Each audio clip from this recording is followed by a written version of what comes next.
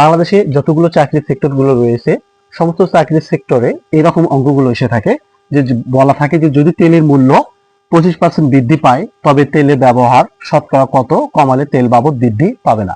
তো আমরা এই অঙ্কটি 36 বিসিএসে এসেছিল, প্রাথমিক সহকারী শিক্ষক নিয়োগ পরীক্ষায় 2019 সালে এসেছিল। এছাড়াও এরকম অঙ্ক দেখবা বিভিন্ন চাকরি পরীক্ষাতে কিন্তু একাধিকবার এসে থাকে।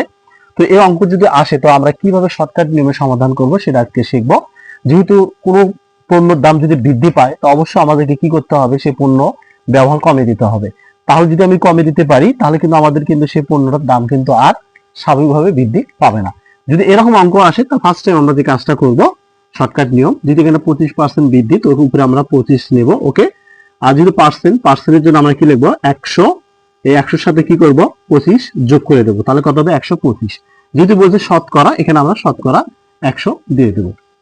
এখন আমরা যদি এখানে লিখি 25 ভাগ, এখানে যোগ করি তাহলে 125, এরপর আমরা এখানে শতকরার জন্য 100।